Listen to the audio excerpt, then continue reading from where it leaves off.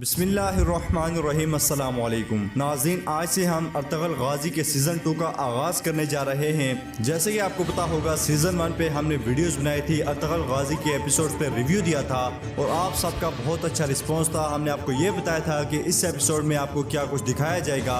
इसी तरह हम सीज़न 2 का भी आगाज़ करने जा रहे हैं और आपको तफसील के साथ बताएंगे कि सीज़न 2 की इस एपिसोड में आपको क्या दिखाया जाएगा और इस एपिसोड में आपको क्या कुछ देखने को मिलेगा। अगर आपके पास इतना वक्त नहीं होता कि आप पूरा ड्रामा सीरियल देख सकें, तो नाज़रीन आप हमारी 10 से 15 मिनट की वीडियो देख लिया करें। उसमें आपको तफसील के साथ तमाम जो अहम पॉइंट्स होते हैं, अहम सीन होते हैं, वो समझ आ जाएंगे। मज़ीद डिस्कस करने से पहले आप इस वीडियो को लाइक करें, चैनल को सब्सक्राइब करें और बेल आइकन पर लाजमी क्लिक करें और अपनी कीमती राय का इज़हार कमेंट बॉक्स में लाजमी करें। नाज़रीन, सरदार सुलेमान शाह को दुनिया से गुजरे हुए 2.5 साल हो गए थे और मंगोल फौजों ने बाजू नोयान नामी सिपाही सालार की सरपरस्ती में अनातोलिया पे हमले शुरू कर दिए थे और तुर्क कबाइल का कत्ले आम कर रही थी। इसीलिए काई कबीला किसी ऐसी जगह की तलाश में था जहां रहकर वो महफूज रह सकें और मंगोल फौज के खिलाफ जंग कर सकें। काई कबीला मुख्तलिफ जगहों पे पड़ाव करता है और अब वो फिर हिजरत कर रहा है और अपने क़याम के लिए किसी जगह की तलाश में है। नाज़रीन, इस एपिसोड के शुरू में आप देखेंगे कि हलीमा सुल्तान और अर्तगल घोड़े पे सवार हैं और एक साथ घोड़े भगा रहे हैं। इसी दौरान हलीमा सुल्तान का घोड़ा अर्तगल के घोड़े से आगे निकल जाता है। अर्तगल हलीमा सुल्तान को ज़ोर ज़ोर से आवाज़ें देता है, मगर वो घोड़ा नहीं रोकती और एक नदी से गुजरकर उसके पास घोड़ा रोक लेती है। इसके पीछे अर्तगल भी वहाँ आता है और उससे पूछता है, तुम्हारे दिल में ऐसी क्या बात है हलीमा जो तुम बताना नहीं चाहती? तुम कुछ दिनों से चुप चुप हो। अगर मेरी कोई बात नागवार गुजरी हो तो मैं माफ़ी चाहता हूँ। अर्तगल की ये बात सुनकर हलीमा कहती है कि अर्तगल, तुम्हारी ज़ुबान से निकले हुए तो सख्त अल्फाज भी मुझे पसंद हैं। तुम मेरे दिल के राजा हो। ना तुमने कभी मुझसे गलत बात की और ना ही कभी मेरे जज्बात को ठेस पहुंचाई। फिर अर्तगल पूछता है कि फिर क्या बात है, जिसके जवाब में हलीमा कहती है कि हमारे सरदार सुलेमान शाह को दुनिया से गुजरे हुए 2.5 साल हो गए हैं। हम तब से मुसलसल सफ़र में हैं। हमने तब से सुख का सांस नहीं लिया। एक सतह पर आकर खाना बदोश लोग भी सफ़र से थक जाते हैं। हलीमा कहती है कि लेकिन मेरी परेशानी की वजह ना ही बुरा वक्त है और ना ही मुसलसल सफ़र, मुझे सिर्फ तुम्हारा साथ चाहिए। इसके बाद अर्तगल घोड़े से नीचे उतरता है और हलीमा सुल्तान को भी नीचे उतारता है और कहता है कि कुछ दिनों की मुसाफत के बाद हम अपने नए ठिकाने पर पहुंच जाएंगे। अर्तगल कहता है कि मेरे मामू का पड़ाव भी करीब है और महफूज भी है, हम जल्द वहां पहुंच जाएंगे, तुम परेशान ना हो। जिसके जवाब में हलीमा सुल्तान कहती है कि मैं अपने लिए परेशान नहीं हूँ। जिस पर अर्तगल कहता है कि फिर किसके लिए परेशान हो? जिसके जवाब में हलीमा कहती है कि मैं अपने होने वाले बच्चे के लिए परेशान हूँ।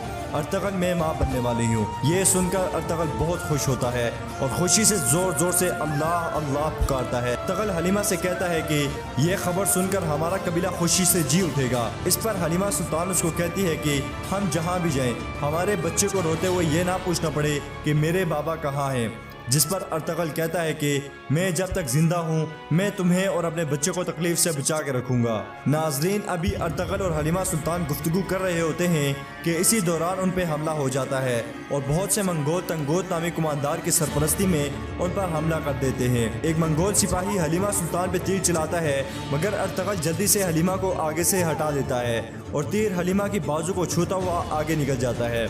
मंगोल कुमानदार अर्तगल से कहता है कि अगर तुम अपनी बीवी को जिंदा देखना चाहते हो तो हथियार डाल दो। अर्तगल हलीमा सुल्तान से कहता है कि जल्दी भागो और घोड़ों तक पहुंचो और मेरे भाई को जाकर खबर दो कि वो कबीले का रास्ता बदल लें और मेरी मदद को पहुंचे। अर्तगल कहता है कि भागो हलीमा, जाओ, और फिर हलीमा वहां से भाग जाती है। जब मंगोल कुमानदार हलीमा को भागते हुए देखता है तो वो अपने सिपाहियों को कहता है कि पकड़ो उसको, और इसके बाद सिपाही हलीमा की तरफ बढ़ते हैं, मगर अर्तगल उन पे हमला कर देता है। इसी दौरान 2 सिपाही हलीमा के पीछे भागते हैं और बाकी अर्तगल से टकरा जाते हैं। अर्तगल उनको कत्ल करना शुरू कर देता है। नाजरीन, इसी दौरान हलीमा घोड़ों के पास पहुंचती है और तीर निकाल लेती है और अपने पीछे आने वाले मंगोलों को कत्ल कर देती है। इसी दौरान एक मंगोल सिपाही हलीमा को कत्ल करने लगा होता है, मगर पास खड़ा अर्तगल का घोड़ा उसको अपनी टांगे मारकर गिरा देता है और हलीमा उसको कत्ल कर देती है।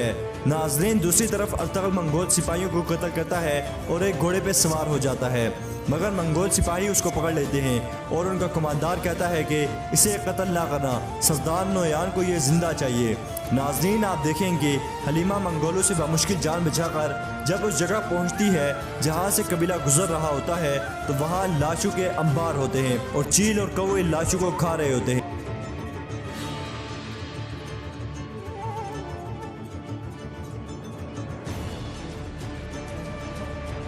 इसी दौरान मंगोल अर्तगल को बांध लेते हैं और उस पर एक बड़ी लकड़ी लाद देते हैं और वो मंगोल कमांडर अर्तगल को कहता है कि तुम्हारा सारा कबीला हमारी तलवारों का मजा चख चुका है। ये सुनकर अर्तगल कहता है मुझे भी कत्ल कर दो वरना तुम्हें मौत भी नहीं बचा सकेगी, जिस पर वो कमांडर कहता है कि सरदार नोयान को तुम जिंदा चाहिए हो, और फिर वो अपने सिपाहियों को हुक्म देता है कि चलो यहाँ से, और फिर वो अर्तगल पर एक वजनी लकड़ी लाद देते हैं और उसको वहाँ से बांध कर ले जाते हैं। और जब अर्तगल थक कर बैठ जाता है तो मंगोल कमांडर उसको कोड़े मारता है और अर्तगल अल्लाह से दुआ मांगता है और कहता है मेरे अल्लाह मुझे उस वक्त तक मौत ना देना जब तक मैं अपना इंतकाम ना ले लूं। नाजरीन, इसी दौरान हलीमा सुल्तान वापस उस जगह आती है जहां वो अर्तगल को मंगोलों के साथ लड़ते हुए छोड़ कर गई थी, मगर जब वो वहां जाती है तो उसको अर्तगल नहीं मिलता और वो अर्तगल के घोड़े के पास जाती है और रोती है और फिर वो अर्तगल के घोड़े को लेकर अर्तगल के मामू के कबीले की तरफ जाती है। नाजरीन, इसी दौरान आपको अर्तगल के मामू का कबीला दिखाया जाएगा